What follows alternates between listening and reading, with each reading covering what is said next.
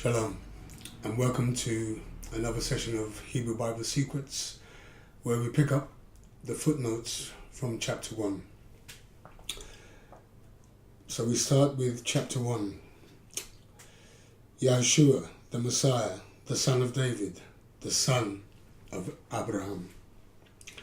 So let's look at this word Abraham. We have a footnote here which says, Mathew immediately connects Yahushua to the Torah to show a direct connection with Abraham in Bereshith, Genesis 12:3, and the prophecies in the Torah. So let's have a quick look at Genesis 12:3.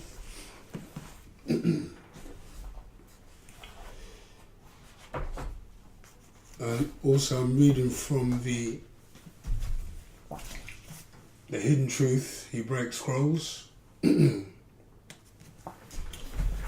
which has extensive footnotes for those who want to have much more understanding of our books. So Genesis 12:3 reads, I will bless those who come to bless you, and I will curse him who despises you and sees you as worthless. And in you all the Mishpachot families of the earth shall be engrafted. So let's have a look at, and I will curse him. Let's have a look at this word, him. The Hebrew here is arah, which means to curse, or to put a curse upon, to decease, not black magic, simply uttering via the mouth, as Balaam, the false prophet, tried in Numbers 22:18. So let's have a look at the next footnote, which is, who despises you and sees you as worthless. So let's have a look at this word, worthless. Both words for curse are different, as the Hebrew used here is kalal, which means contempt, dishonor, and despise. Anyone who despises Israel will have a holy curse put on them. The ancient Hebrew meaning has been used to its fullest. The black Hebrews have been treated with contempt, and so those who did this would be severely punished, both in this world and the next, while many people have been chasing after the wrong people and were Gentiles until converted. The real black Hebrews are in front of their eyes, but were despised and called bad names. Such people have punishment awaiting, and those that died are already being punished in Sheol with no eternal life. Right, let's move to the next footnote. So we have another footnote. And in you all the Mishpachot, the families of the earth, shall be engrafted. So let's have a look at this word, engrafted. All the families shall be engrafted. The Hebrew word nevraku is used to mean engrafting, to take place in the future. Many teach this as some kind of Gentile engrafting, but the definite article in the Hebrew word adamah, and the fact that the prophecy's context is verse 1. This means this only applies to the Israelites' families who are in the land or who will be brought in the land in the future, the land of Israel, who will thus receive the increase. At that point, as they will be back as wandering Israelites, they will be rejoined or re-engrafted or regrafted to the olive tree. This is not about Gentiles being brought in who are idolaters, and Elohim does not bless idolaters, which contradicts the Torah. Therefore, this prophecy must be understood in its context, or in its correct context, as each line of chapter 12 has a hook that connects back to the previous verse. The Hebrew letter Wa, which is the adjoiner. So it's through Abraham's sons in the future time, which is now, that those who have returned back to the commandments, B'nai Israel, genetic Israel, it's through these people that the rest of the world will be engrafted. Okay, so we have to understand this. You have to understand that the majority of these people are people of colour, the Israelites, who will return back to the commandments, and through them other families of the world will be engrafted. Okay? So let's go back to the next footnote, which is verse 3 of chapter 1. And Yehuda begot Pharatz and Zerach of Tamar. Okay, let's have a look at this word Tamar. The incident that happened with Yehuda, Judah, and Tamar was considered acceptable in Yahweh's sight because of what happened to Tamar. In the Torah, in ancient times, it was acceptable for a non-son to be next to kin for Levirate marriage. So that marriage with Tamar and Judah was fine in the eyes of God. There was nothing wrong with it. Okay, let's go to the next footnote, which is verse 5. And Solomon begot Boaz of Rachab. So let's have a look at this word Rachab. Some people confuse this with the harlot Rachab and the battle of Jericho of Yahushua, the son of Nun. But this is not the harlot, as she lived about 250 years before this incident and was a different Rachab. Okay, let's go to the next footnote.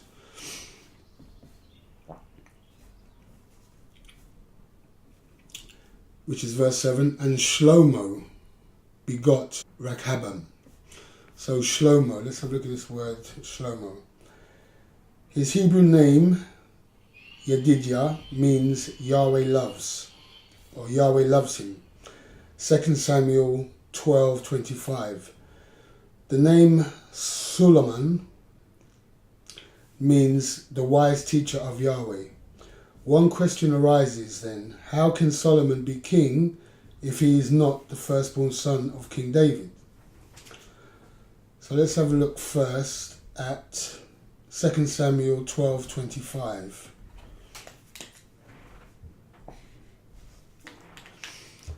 So 2 Samuel 12:25. Let's have a look at that.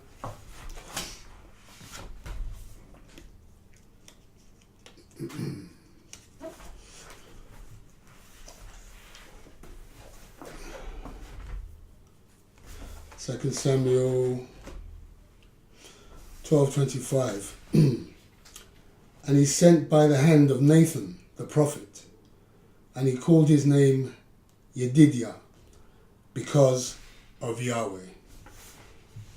So let's have a look at the name Yedidiah, meaning loved by Yahweh or beloved by Yahweh. So we also have 2 Samuel 3:2 mentions that Ammon was the firstborn son of King David. So how do we resolve this problem? This is because Ammon fell in love with his sister. This is his half-sister from a different mother, and did a wicked deed in Israel, recorded by 2 Samuel, or recorded in 2 Samuel 13:1 and 14. Absalom, King David's son, killed Ammon, which is recorded in 2 Samuel 13:29.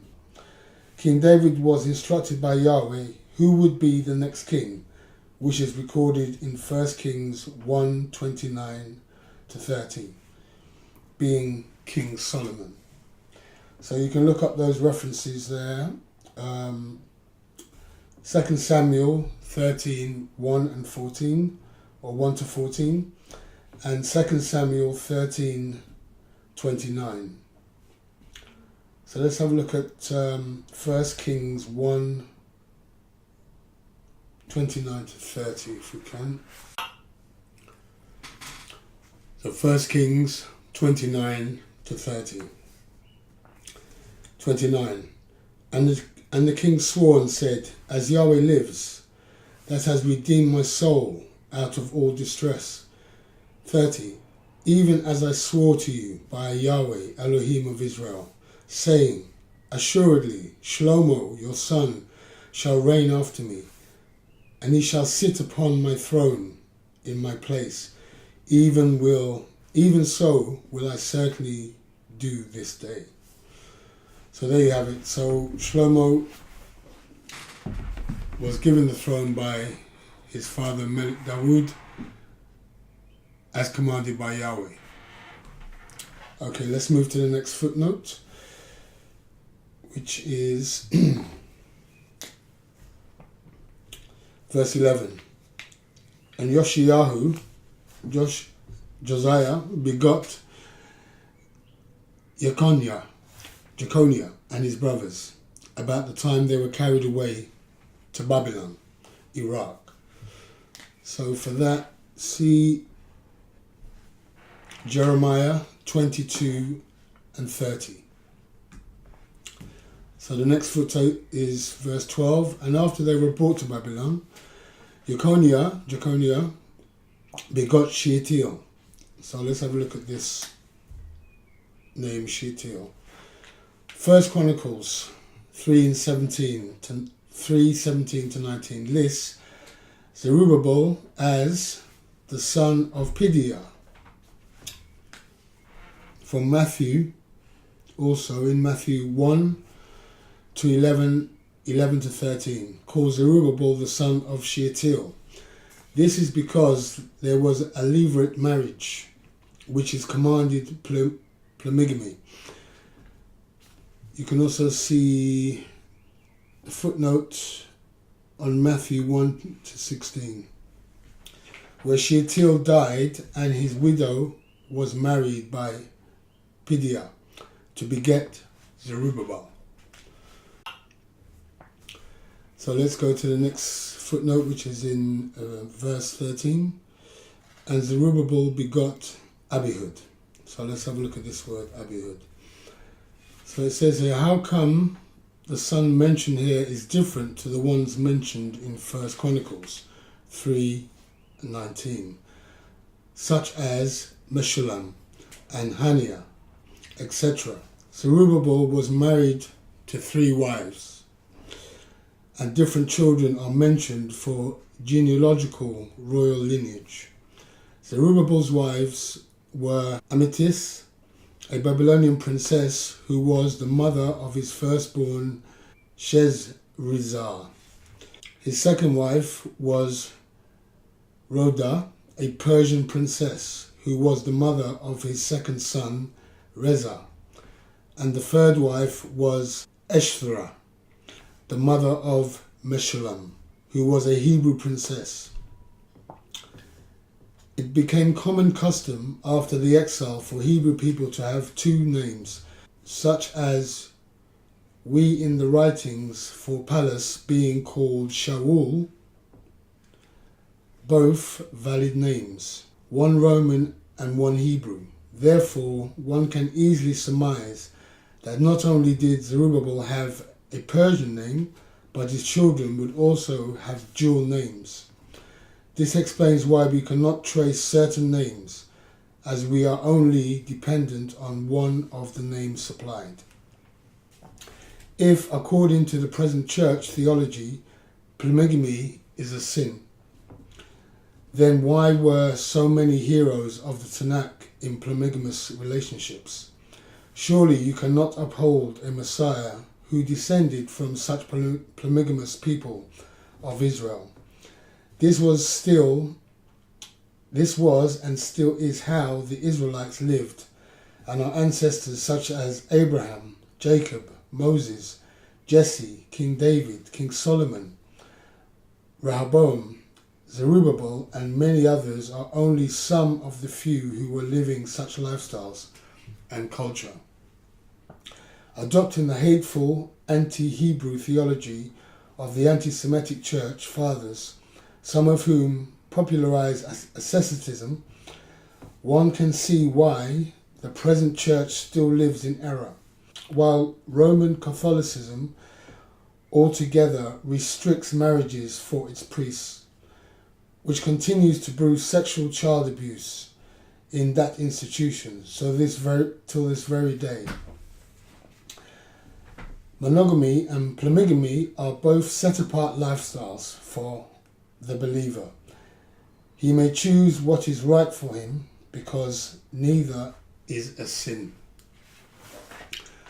The present church should hide its head in shame for lying and preaching error, calling sin what Yahweh called Kadosh, holy. Whether biblical monogamy or polygamy to advance Israel and her sons. Also, they teach false teachings and reject the Torah. So whether it's monogamy or polygamy, they are both holy and righteous in the eyes of God. Okay, so let's go to the next footnote.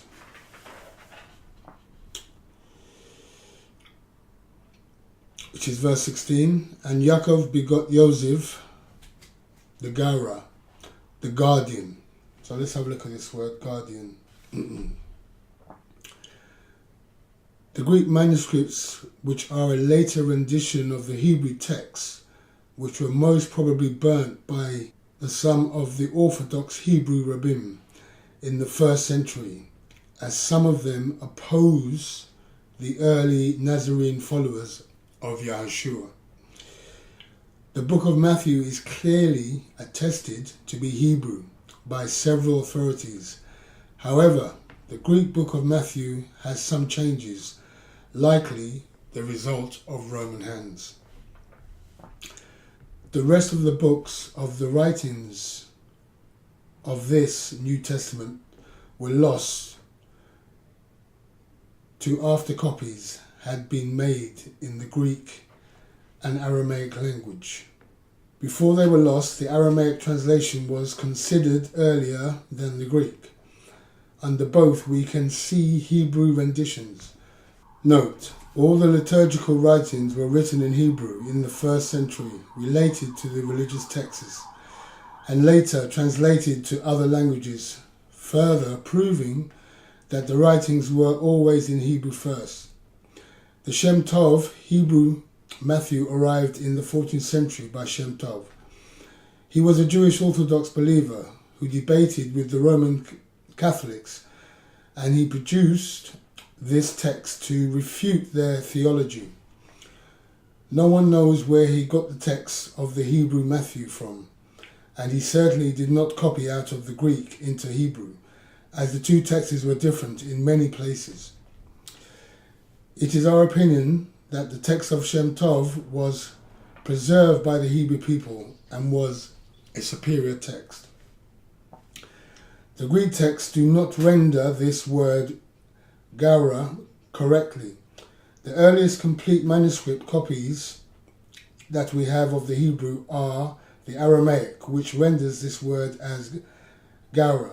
See Kaboris manuscript, which is an attested copy from 1000 CE of a complete 2nd century manuscript of the Aramaic. The word Gara shows us that Joseph, the son of Yaakov, became her Gara, or guardian, protector, as her husband. He is what was reported in the Journal of Syriac Studies. Mathew outlines Mary's lineage, and Luke mentions the lineage of Joseph. This may be a revolutionary idea in the West, but it has powerful, ancient, true report in the East.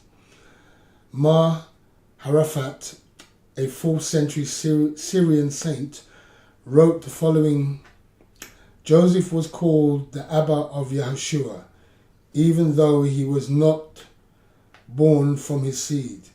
But the name of fatherhood was transmitted from Adam to Joseph through 63 generations. The Journal of Syriac Studies, Volume 4, Number 2, 2nd of July 2001. So let's go to the next footnote. Of Miriam, of whom was born Yahushua.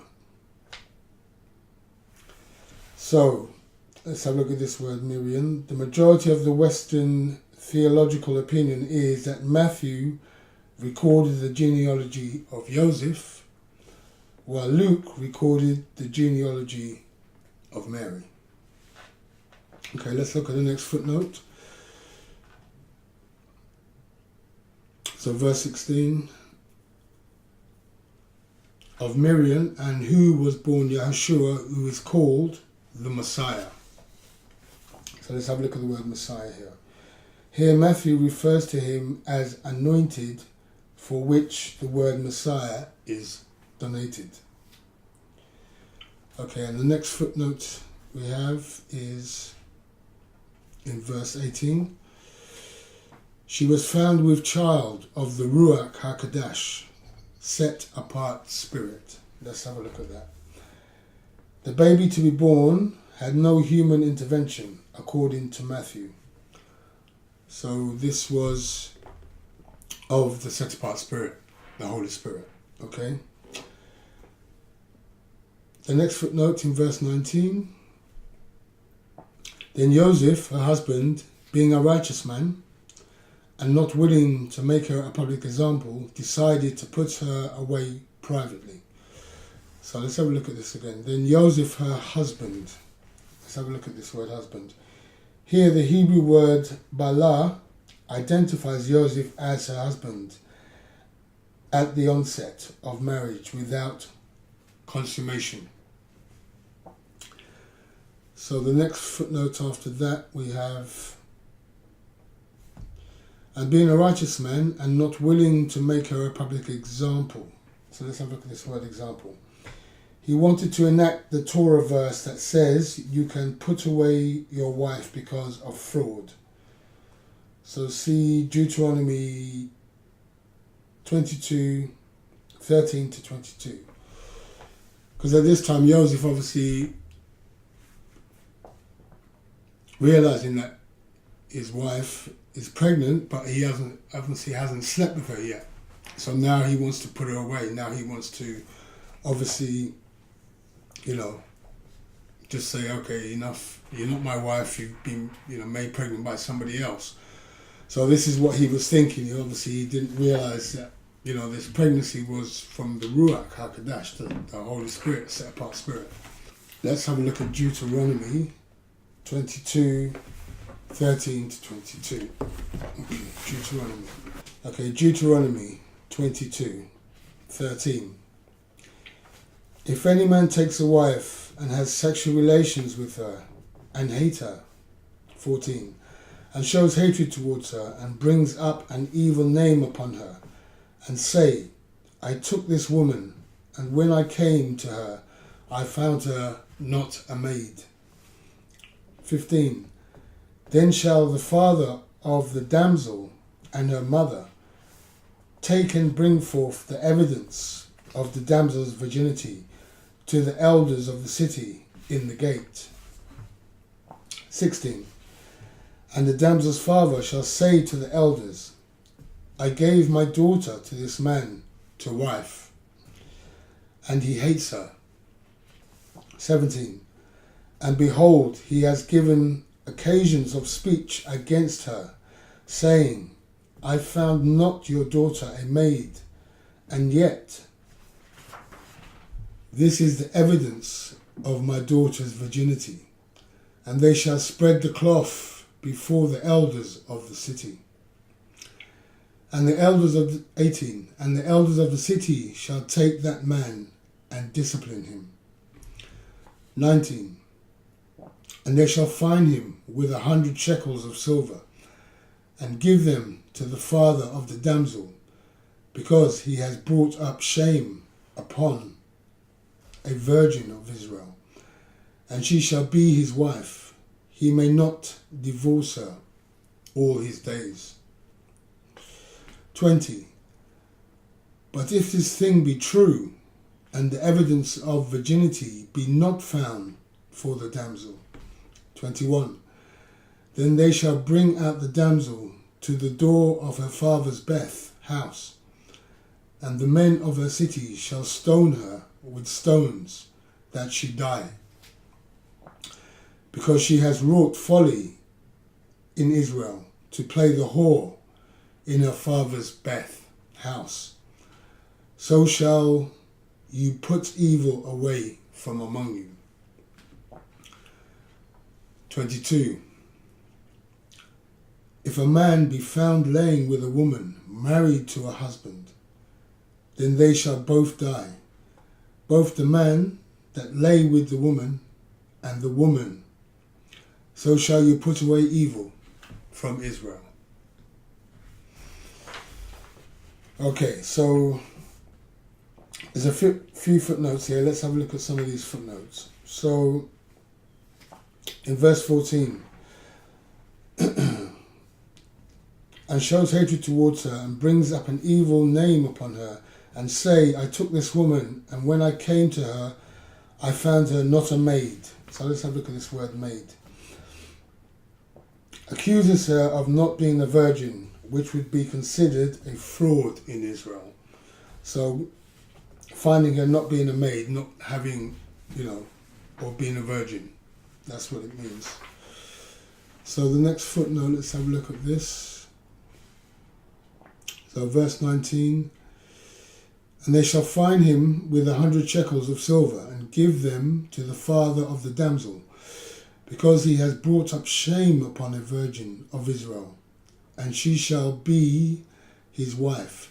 He may not divorce her all his days. So let's have a look at this, all his days. So this was a false charge for which he cannot divorce her, his wife. This could be done in the early phase of marriage if the woman was found to be impure. Then the marriage would be annulled. So please see the article on divorce and remarriage at www.forever-israel.com. Okay, so if you want to read more into that, go to the website and you will find more information there. So let's have a look at the next footnote, which is the word virginity from verse 20. But if this thing be true, and the evidence of virginity be not found for the damsel. So let's have a look at this word virginity.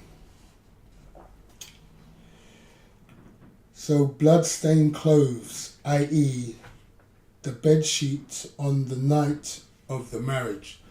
So this is one way you could prove that, the daughter, the damsel, was a virgin. Obviously, after intercourse, there would be blood on the sheets. So this is evidence to prove that she was a virgin. In fact, a virgin. So let's go to the next footnote, which is verse 21. Then they shall bring out the damsel to the door of her father's house, and the men of her city shall stone her with stones, that she die. Let's have a look at this word die. This was extreme hatred on the part of the husband, who suspected his wife of wrongdoing, but could not forgive her. Yahweh found a way to quell the hatred of the man, but the woman in such a society would be an outcast and be mistreated for the rest of her life. Yahweh allowed her to be put to death to go back to him. Sleeping around is a capital crime. So when it says, but the woman in such a society would be an outcast and be mistreated for the rest of her life, Yahweh allowed her to be put to death to go back to him. So rather than the husband killing the wife, he would more than likely take her back rather than seeing her die. Yeah? So obviously stoning somebody, it's quite severe, and you would hope that the husband would have mercy on the wife, yeah? And obviously, take her back or put her away quietly, so, he doesn't make a big thing out of it. So, he says, basically, I'm going to divorce you, but I'm going to do it quietly. So that's why you also had the stone in there. It was just a way for the husband to not have to kill his wife, because that's quite major, it's quite drastic, yeah? So he could also put his wife away quietly without going through the stoning, so to speak. Okay, so let's move back to the next footnote.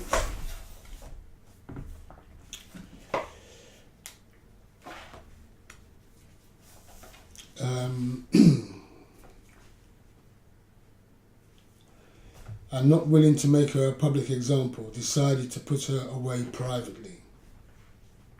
Okay.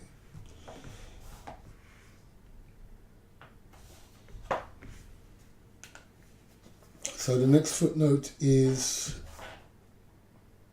22. Now all this was done that it might be fulfilled, which was spoken of, Master Yahweh, by the prophets, saying. Okay, so spoken of by the prophet. So if we go to the footnote, it says the prophet here was spoken of is Micah 5:2. But you, Bethlehem, Ephrata, though you be the least among the thousands of Judah, yet out of you shall he come forth to me. That is to be the ruler in Israel, whose goings forth have been from ancient times, from the days of old. So let's have a look at Micah 5:2. Okay, Micah 5:2. But you, Bethlehem, Ephrata, though you be the least among the thousands of Judah, yet out of you shall he come forth to me, that is to be ruler in Israel, whose goings forth have been from ancient days, from everlasting. Okay, so we've got some footnotes here. So let's have a look at the footnotes. So, but you, Bethlehem. Okay, so there's a footnote there, Bethlehem. It reads, the Messiah, Yahushua, born in Bethlehem, the least of the cities.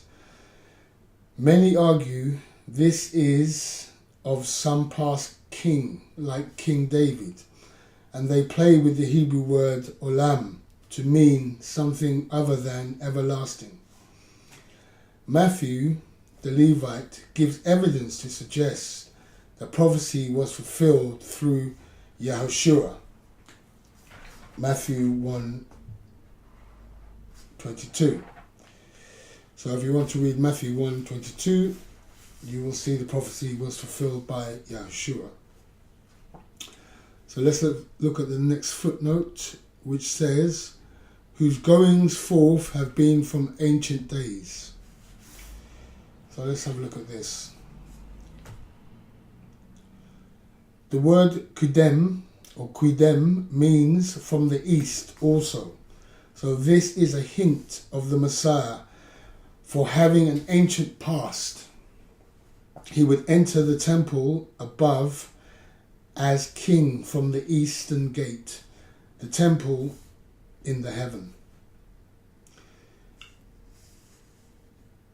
So this is about his, his past, the ancient past from the east, from, our people, coming from the east. All right, that's an ancient past. So this is what it's talking about, having an ancient past. Okay, so let's go back to Mathew.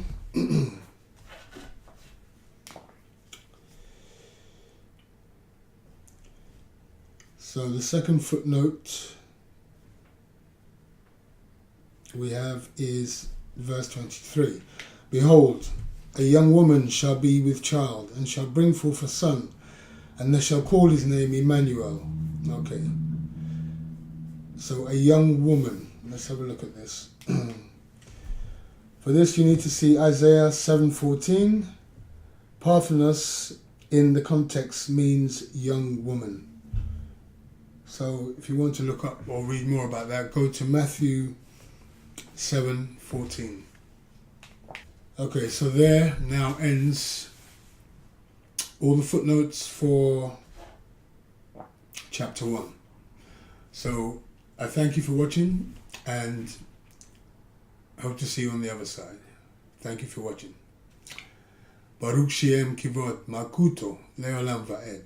Benevolent be the name of his esteemed kingdom, forever and ever and ever. Amen.